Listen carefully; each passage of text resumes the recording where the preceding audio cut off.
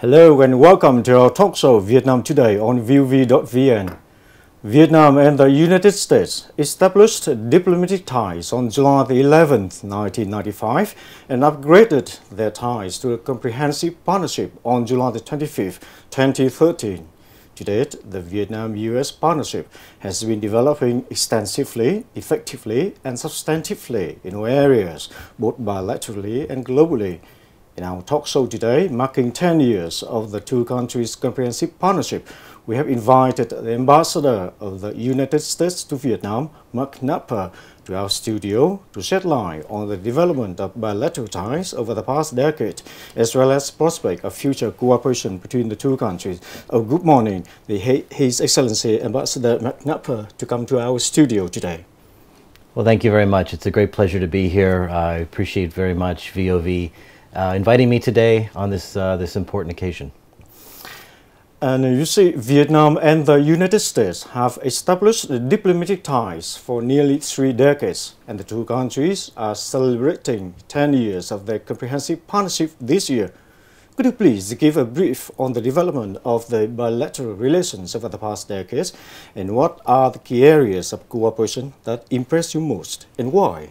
Well, thank you very much. In fact, tomorrow, July 25th, 2023, marks the actual 10-year anniversary of our two countries' comprehensive partnership, and it's really been a very remarkable 10 years. We've seen the U.S.-Vietnam relationship grow and deepen in just so many different ways, whether it's trade and investment ties, whether it's our cooperation on things like climate and energy, whether it's our cooperation in areas such as health, defense, security, law enforcement, whether it's our deepening education ties, people-to-people ties, cultural exchanges, you name it. If it's worth doing, the U.S. and Vietnam are doing it together. Just a couple of specific examples. Trade, for instance, over the last 10 years, our two countries' two-way trade has grown to nearly $140 billion, which is just remarkable. It's made Vietnam, the United States is, or it's made the United States Vietnam's #1 trading partner. Certainly Vietnam, by some statistics, Vietnam is now the United States' 8th largest trading partner. And I'm sorry, I meant to say Vietnam is the U.S.'s, or the United States is Vietnam's #1 export market.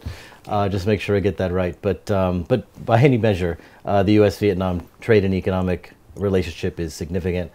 We have significant flows of investment going both ways, whether Vietnamese investment in the United States with such companies as VinFast, announcing a $4 billion investment in North Carolina, whether it's American companies like Intel, like others who are investing here in Vietnam.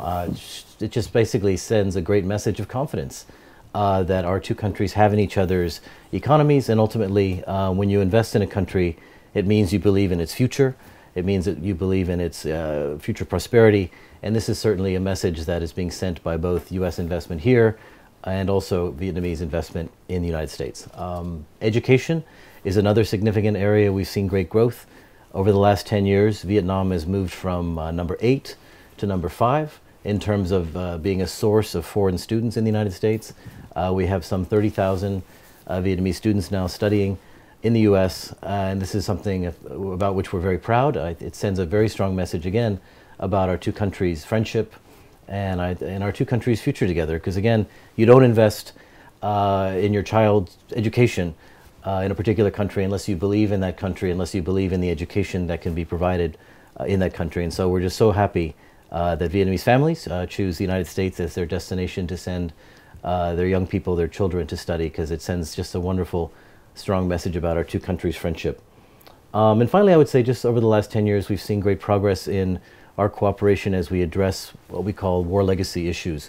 Issues related, of course, to the war between our two countries, whether it's cleaning up dioxin sites, whether it's cleaning up unexploded landmines, unexploded ordnance, whether it's assisting people with disabilities, whether it's continuing the search for missing American service members, but as well now beginning the search for missing Vietnamese. These are all very important efforts which have helped to build trust and friendship, promote reconciliation, help pave a pathway to the future. And we've seen great progress again over the last 10 years in this area as well. I'm very happy that the relationship between the two countries is developing quite so well over the past 10 years. Right. So to mark the 10th anniversary this year, so the two countries are celebrating a lot of activities, including promoting the high-level visit exchanges. And you have said that the US President Joe Biden would expect to visit Vietnam at an appropriate time. Will this happen on this occasion this year? Well, I don't have anything to announce today. Certainly when our two leaders spoke, when President Biden spoke with General Secretary Wen Fuchong, they exchanged reciprocal invitations to visit. And, you know, again, when the time's right, when it works for both sides, we'll hopefully have something to announce. But at this point, looking over the last 6 months, we're just so pleased with the high-level contacts we've already enjoyed. I mean, we had, starting in February, we had our U.S. Trade Representative, Ambassador Catherine Tai was here. We also had former CDC Director Rochelle Walensky. We had visits by USAID Administrator Samantha Power. We had visit by our Secretary of State, Tony Blinken, as well as our Secretary of Agriculture, Tom Vilsack. Last week we had a very important visit by the Secretary of the Treasury, Janet Yellen. We've had visits by senior congressional delegations representing both the Democratic and Republican parties, representing both the Senate and the House. And we had a visit by a very large business delegation, in fact, the largest ever by an American business delegation. So all of these things, all of these visits point to just the very high level of interest back in the United States in the U.S.-Vietnam relationship. These visits point to just great confidence we have in our friendship with Vietnam and our desire to deepen even further our two countries' ties. You know, everything we do with Vietnam is predicated on our belief in a strong, independent, prosperous, and resilient Vietnam. Everything we do with Vietnam is predicated on our shared belief in territorial integrity, sovereignty, respect for each other's political systems. And these shared views, these shared beliefs have only deepened over the last 10 years, and I believe over the next 10 years will continue to deepen, and certainly we look forward to even more high-level visits in the days ahead to help continue this progress going forward. We do hope so. Now, in this Indo-Pacific strategy launched in 2021, the Biden administration expresses the desire to strengthen the relationship with leading regional partners, including Vietnam. Why has Vietnam been selected among regional partners of the United States in this initiative? How does the United States perceive Vietnam in its foreign policy? Well, thank you. It's a great question. And it's no coincidence that if you look at the Biden-Harris administration's Indo-Pacific strategy, there's a very strong focus on free and open Indo-Pacific, on building connectivity within the Indo-Pacific, of creating prosperity, promoting security, promoting resilience in the face of global issues such as the recent COVID-19 pandemic or climate change. But all these areas that we look at as areas of focus in the Indo-Pacific, we also look at as areas of focus in our relationship with Vietnam.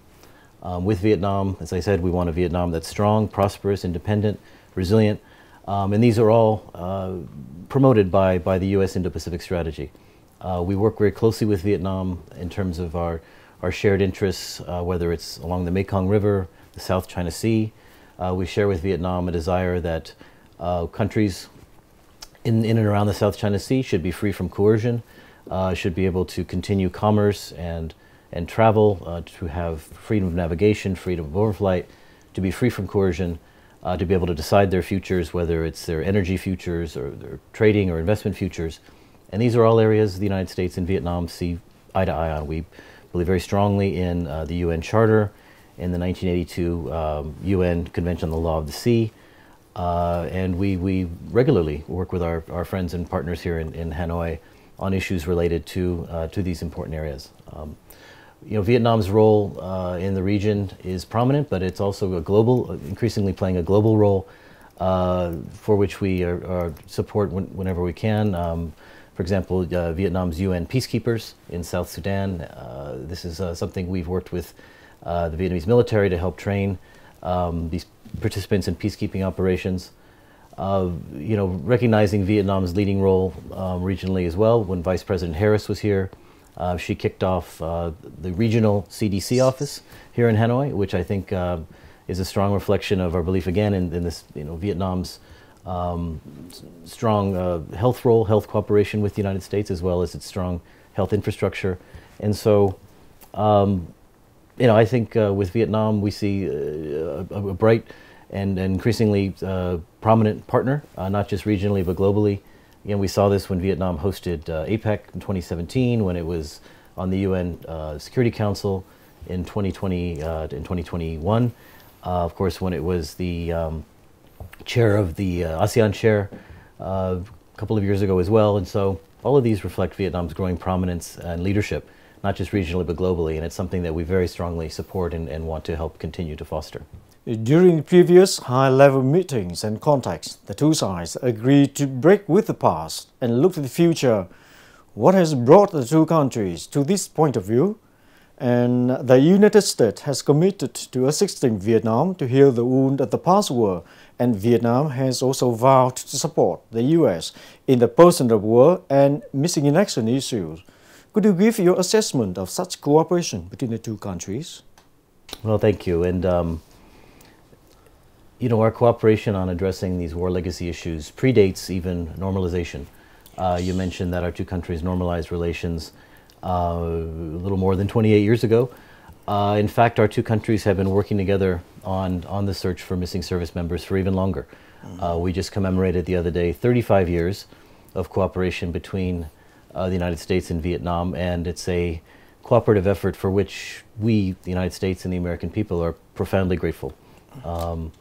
And it's this, I think, these efforts towards reconciliation, which have also included work, as I mentioned, to clean up dioxin sites. We successfully cleaned up a portion of Da Nang Airport, which made it not just able to increase the airport size to allow for more traffic in and out, air traffic in and out, but it also freed up some land in the surrounding community to allow for economic and other use of that land. And so, of course, following Da Nang, the work still isn't done. We're now working in Bien Hoa as well to clean up dioxin from that site as well. It's going to be a long-term project over the next several years, but it's a project to which we're absolutely committed, and we will continue to see it through. The cleaning up of unexploded ordnance in central Vietnam, in the 8 provinces that were heavily affected, not just with Agent Orange, but with bombs and landmines and unexploded mortars. These are areas that we're very much focused on. And then, as I mentioned, of course, now our new effort, which was announced by Secretary of Defense Austin, also in 2021, was to begin to work closely with the government here on accounting for missing Vietnamese, of which there are just hundreds of thousands from the war. And so this is a two-part effort. The first part is archival research, so working with Vietnamese historians, archivists, and others to facilitate access to U.S. records, U.S. archives, in which there might be information about where Vietnamese civilians and service members were lost during the war. And so hopefully through this archival effort we can locate graves and other sites. And then the second part, beyond the research, is the identification of remains once they're found. And this includes, of course, cutting-edge DNA analysis. And so the United States is working in both these areas, archival research, DNA analysis, to hopefully bring closure to Vietnamese families the way that Vietnam's own very generous and humane efforts have brought closure to more than 700 American families. And so this has been a foundational issue of our two countries' ties as we addressed issues related to the past, but hopefully by building trust, promoting reconciliation, we're paving this path. We've managed to pave this path to where we are today, and will continue to do so in the years ahead. The Indo-Pacific Economic Framework for Prosperity is considered a new economic connectivity initiative. The U.S. Trade Representative Catherine Tai, during her visit to Vietnam early this year, affirmed that Vietnam plays an important role in the initiative, serving as a bridge between the U.S. and ASEAN. Why do you think the United States hold this viewpoint? And what benefits can Vietnam enjoy if it joins this initiative? Well, we were very pleased when last May Vietnam chose to be one of the 14 founding member countries of IPEF, which seeks to promote prosperity and greater trade through a number of areas, whether it's promoting resilient supply chains, whether it's focusing on green infrastructure, whether it's promoting clean energy, and also anti-corruption efforts. And I just think, take one of these areas, for example, supply chains. Certainly, the United States is very much believes in diversifying supply chains, making them more resilient. We feel that Vietnam is a key node in supply chains going around the world, whether it's in semiconductors, other manufactured items. And this is something we believe IPEF can help to promote this process of diversifying supply chains, as we heard Secretary Yellen talk about last week, this idea of friend shoring, of promoting more resilient, diverse, expanded supply chains among countries like Vietnam that are like-minded and share our views about the importance of, say, a free and open Indo-Pacific, trade that's unimpeded and without coercion. And so the IPEF, we believe, just through promoting supply chain resilience and diversification, can help to promote prosperity here in Vietnam. And it's something certainly that we'll continue to work on. We have an ambitious timeline, but it's one we believe is completely achievable, and I think reflects, again, not just the U.S. and Vietnam, but the other participant countries' views about how to promote prosperity and how to increase even further trade and investment among and between our countries in a way that promotes not just U.S. Manufacturers and consumers, but also Vietnamese manufacturers, consumers, as well as farmers and others. So it's an effort that remains underway, but we're very confident that it's going to succeed and raise the tide and promote prosperity for all of us. Okay, well, thank you. Vietnam has pledged to neutralize its greenhouse gas emission by 2050. It has also joined the Just Energy Transition Partnership with a group of 7, including the US, in an attempt to realize its climate commitments. As the developing countries with limited resources, Vietnam, besides its available resources, needs international assistance, including financial assistance and technology transfer. And what can the US assist Vietnam in this field? Well, again, this is we were very, very pleased, as was the international community as a whole, when Prime Minister Chinh in Glasgow in 2021 made the very bold commitment at COP26 to make Vietnam's economy net zero by the year 2050.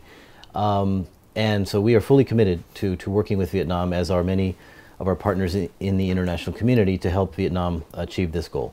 And the recent decision, well, not so recent, I guess back in December, to join to kick off the Just Energy Transition Partnership with Vietnam and among G7 members, the EU, UK, of course the United States is part of that.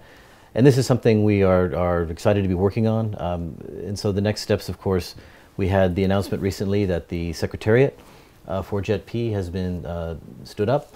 And now it's figuring out how best to proceed. The United States very much believes we should be a part of this effort. Up until now, we've worked very closely with Vietnam on its clean energy and energy transition goals. For example, the U.S. government, through the U.S. Agency for International Development, had a program called VLEAP, which is essentially $36 million, both of Part 1 and Part 2, VLEAP 1 and VLEAP 2, to promote the clean energy transition, to help facilitate the creation of capital for this effort, working with banks and private investors, foundations and others. And this will help, we hope, to transition Vietnam away from coal towards renewable sources such as solar energy. And getting back to IPEF, of course, one of the IPEF pillars is all about the transition to clean energy, green economy transition. And so you can look to see more efforts under that pillar as well, as we work with Vietnam on what we call the JETP This is certainly, there's $15.5 billion which has been committed, and it's going to be a really significant effort and a significant sum of money to make this happen.